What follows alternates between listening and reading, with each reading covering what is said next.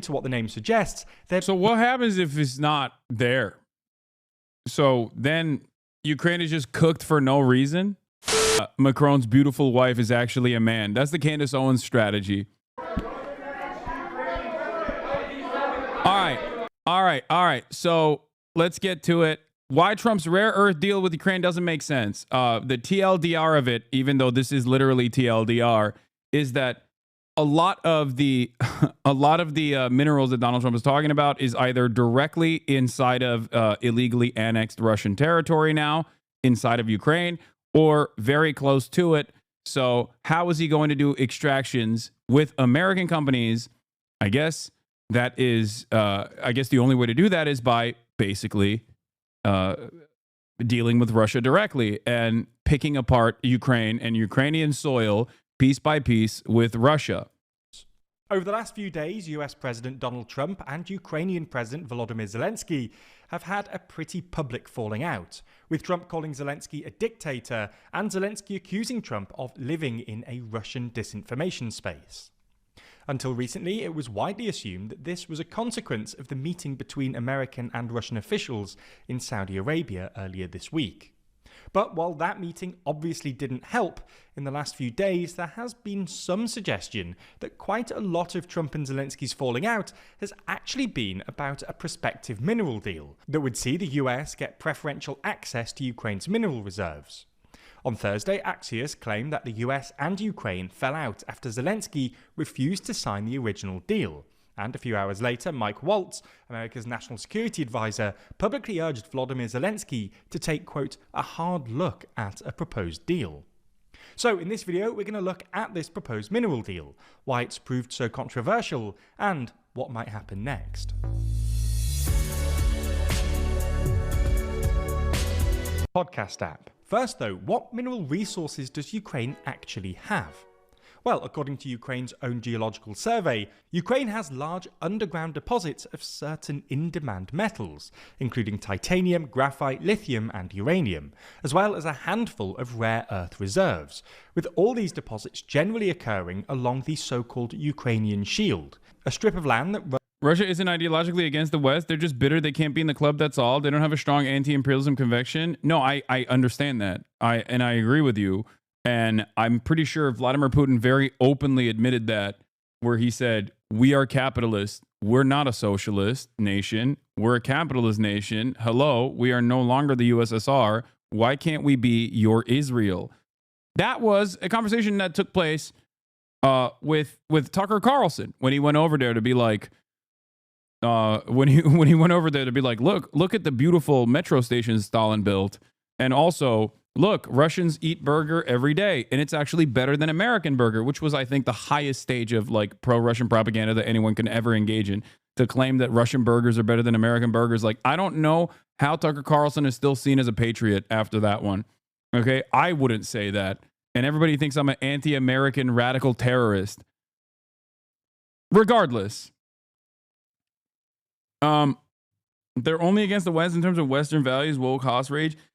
Yeah, I think that it is pretty obvious that post-USSR, post-collapse of the USSR, like, Russia would have loved the opportunity to be a part of the American periphery. They would have loved to be a Western-aligned. You are whatever is trending. Yeah, it's super trendy to be someone who's critical of American foreign policy. You get rewarded a lot for that sort of thing. Famously, it's great to be anti-Israel and pro-Palestinian. It's so trendy. It was so trendy that I've been doing it for 10 years now. No one ever has a fucking answer for why I maintained these positions over the course of a decade. Cool. Leftism, super trendy. Hey, have you looked outside? There's a literal fascist coup going on in the current government. What the fuck do you mean leftism is pretty trendy?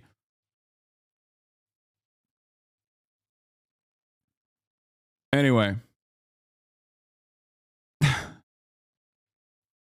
Runs along the right bank of the Dnipro River.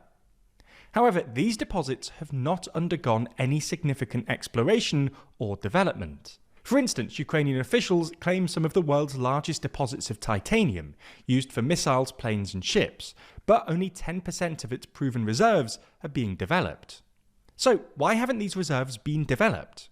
Well, it's at least in part because during the Soviet and much of the post-Soviet era, Ukraine didn't receive enough investment. Then in the 2010s, when Ukraine began drawing up plans for it, offering outside investors tax breaks and investment rights, including a major oil and gas privatization effort in 2013, these efforts were interrupted by Russia's annexation of Crimea in 2014. Then in 2017, Ukraine launched a new energy strategy to accelerate the licensing of mineral extractions. But Russia's full-scale invasion in 2022 again got in the way. Anyway, Ukraine's unexplored mineral wealth has apparently drawn Trump's attention, and Ukraine and the US are now negotiating some sort of deal that would give American companies privileged access to these deposits. The New York Times actually reported that Ukraine actually refused to sign a mining deal with Biden, so they could use it as leverage over Trump. And originally, it looked like this strategy had worked.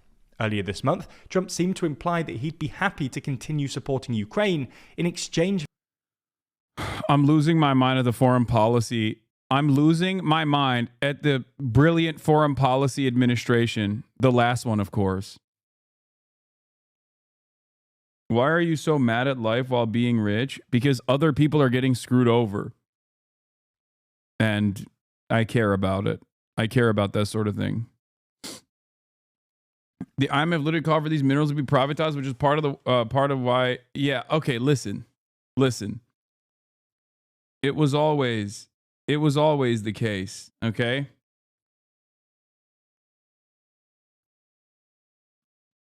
Hold on. Western forces have always wanted to engage in privatization. Bro can't conceptualize empathy. Yeah. Okay. Let's continue. For access to its mineral wealth. Hold on, I'm getting saying, a bunch quote, of different they're going things to that I got to secure respond what we're to. giving them with their rare earths and other things, and that he expected $500 billion worth of rare earth minerals. Trump's enthusiasm for rare earths specifically is probably related to his anxieties about China. Rare earths are used in a whole load of advanced technologies, but China currently accounts for about 60% of all rare earth mining and about 90% of rare earth processing. However, it seems like the deal collapsed on Wednesday last week, when Treasury Secretary Scott Bessent visited Kyiv to sign it off, apparently because Zelenskyy decided it was too one-sided to get through the Ukrainian parliament, and was disappointed that it wasn't accompanied by any US security guarantees. This would be consistent with a slightly astonishing report from The Telegraph earlier this week, who published parts of the original draft agreement. According to that draft agreement, the US would get 50% of recurring revenues received by Ukraine from extraction of resources, and 50% of the financial value of all new licenses issued to third parties until it had received $500 billion, way more than the $175 billion the US has so far spent on. Just wait until the states had enough of it. Hopefully they come together. I wish. Okay? I wish for a resurgence of some kind of pan-European movement that will undermine American empire. I just don't think that it will ever happen. And I personally think that it will only happen in the opposite direction that you would want it to. Because if Europe,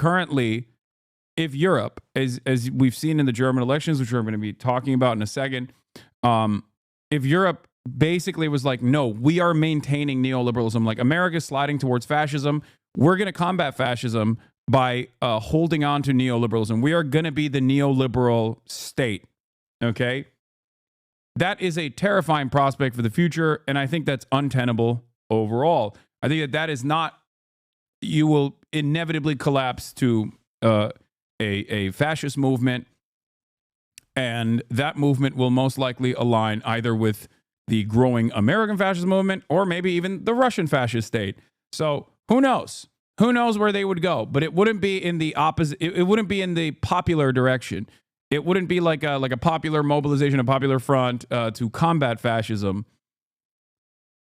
That inevitably goes back to neoliberalism. Inevitably goes back to the destabilization, and then that destabilization creates volatility. Volatility creates larger right-wing fascist movements. So this is just extortion of Ukraine's natural resources, making them give you half of all their money basically indefinitely in exchange for not selling them out, but also probably selling them out anyway. No, there is a tremendous amount of selling out that has taken place the entire step of the way, every step of the way. Okay, whether it be holding off on weapons transfers initially, like the appropriate weapons that were necessary, whether it be dumping older weapons in general to Ukrainian forces. And then also, as evidenced by even the TLDR summarization of Biden's attempts, there was always an extraction deal on the table. Ukraine just said no to it. So it's not like, remember when I told you there is no difference between Biden and Trump in terms of foreign policy? Trump just says the quiet part out loud. Well, there are some differences in terms of like how much Trump is glazing Vladimir Putin. Absolutely. But if you think that there wasn't some sort of extraction deal on the table that America wanted, you'd be wrong. Clearly, they were also pushing for it, just not aggressively enough, right? Donald Trump, on the other hand, is like, no, we want all of your natural resources. We're going to take 50% of them. There's nothing you can do about it. What the fuck are you going to do about it? This is cope? I don't think this is cope. I think this is just the truth. It does not matter. American foreign policy is uniparty, and it only goes in one direction. Right wing. On Ukraine. But this agreement wouldn't just cover metal reserves. It also covered oil and gas, ports, and, quote, other infrastructure. I'm willing to bet that Trump has expanded on the previous administration's negotiations, though. If that makes sense. Like, that's why I say American foreign policy only goes in one direction. And when Republicans come in, they push it even further to the right. And then the Democrats don't actually claw back. Democrats don't actually claw back any of the rightward shift that the previous administration put in place. Look at the Abraham Accords under the Trump administration, for example. Look at the Iran denuclearization agreement that fell apart. And then the Democrats never actually picked it back up. As another example, annexation of the Golan Heights, or the recognition of annexed territory in the Golan Heights. Another example, moving the embassy to Jerusalem. Another example. Most of these are Israel related, obviously, including the Iran one. But the Biden administration didn't actually go back on any of that. Why didn't they go back on any of that? Because it's uniparty. Liberals like it when the Republicans basically push the needle. When they really get more aggressive in terms of foreign policy, seemingly, because they never claw it back. They never actually go back to a return to normalcy or decency. Here's another example of this. Barack Obama. Barack Obama came into office on an anti-Iraq war ticket. Okay? He says he's going to fix the housing market crash. He's going to fix the American economy, and he's going to basically go back on the Bush-era war on terror policies. Did he do that? No, he did a literal troop surge in Iraq. Okay? He never closed Gitmo. Gitmo's still in operation. Guantanamo Bay is still very much in operation. He greatly expanded on drone warfare. Okay? Including extrajudicious killings of American citizens. So yeah. That is another great example of how liberals, even if they promise certain things, actually end up not doing those things and continue escalating conflicts around the world. Obama, on the other hand, did do some interesting stuff, I will admit, in terms of the Iran denuclearization agreement and also starting the normalization process with Cuba. Those two things were absolutely glaringly obvious W's for Barack Obama. Donald Trump immediately came in and cast all of that aside. And guess who came after Donald Trump and didn't actually fix it? His name is Joseph Robinette Brandon. Okay? So there it is. As agreed. The US would also get to decide who got those licenses and the terms of any future projects, with the draft also stating that, quote, the agreement shall be governed by New York law, without regard to conflict of laws principles, and that the government of Ukraine waives sovereign immunity with respect to its liability. In short, the US basically gets to control all of Ukraine's extractable mineral wealth and any infrastructure until the country has paid back roughly 3 times what the US has spent in aid, which is why the Telegraph describes it as, quote, the economic colonization of Ukraine in legal perpetuity. Perhaps more importantly, though, it's not clear Ukraine would ever be able to pay off $500 billion, for the simple reason that, while Ukraine has clearly done a great job in advertising its mineral wealth to Trump, there's a fair bit of uncertainty about how much mineral wealth Ukraine actually has. You hear massive numbers being bandied around at the moment. Trump claimed Ukraine had $500 billion in rare earths alone. The New York Times put Ukraine's total mineral wealth at $11.5 trillion, while the Washington Post put it at an astonishing $26 trillion. But to be totally honest, none of these numbers seem remotely plausible. While it's true that Ukraine has pretty substantial lithium and titanium reserves, neither of these metals are really that expensive. The price of lithium has fallen by more than 80% in the past 2 years, for instance. It's not even clear Ukraine is that well endowed when it comes to rare earths. While the Ukrainian Geological Survey claims some rare earth deposits in Ukraine, the US Geological Survey doesn't list Ukraine as having any reserves of the 15 key rare earth elements.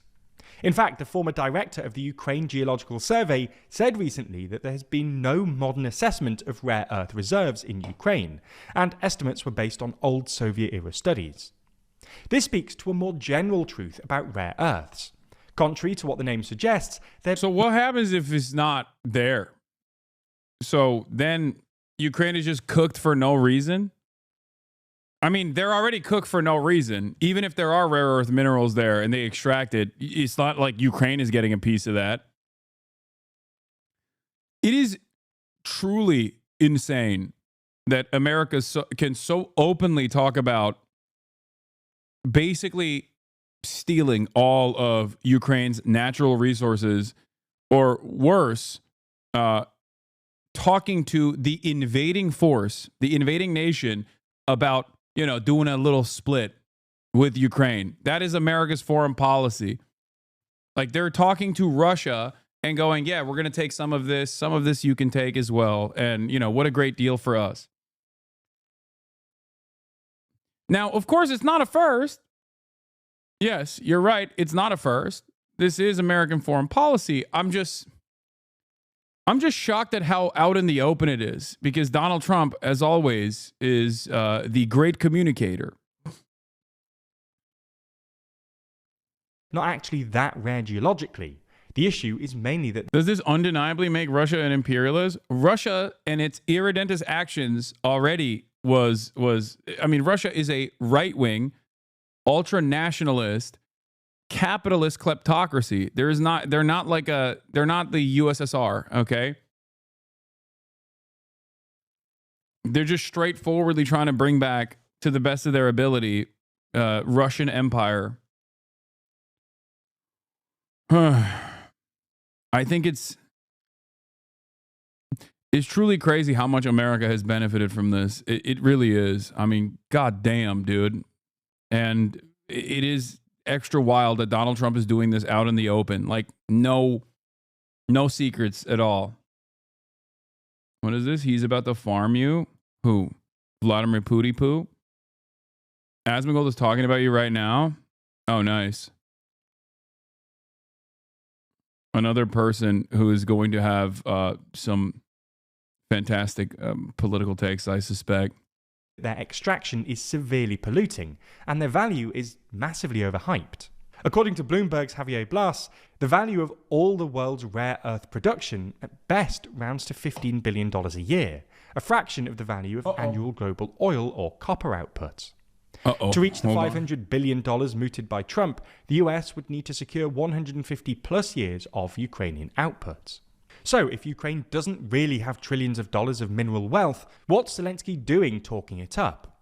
Well, some Ukrainian officials have come out to say that Zelenskyy talked up Ukraine's mineral riches to curry favour with Trump, but also in an attempt to draw American companies and capital into Ukraine, which would give Trump an incentive to take Ukraine's security more seriously. Whether this strategy works or ends up with Ukraine turning into an American economic colony remains uncertain.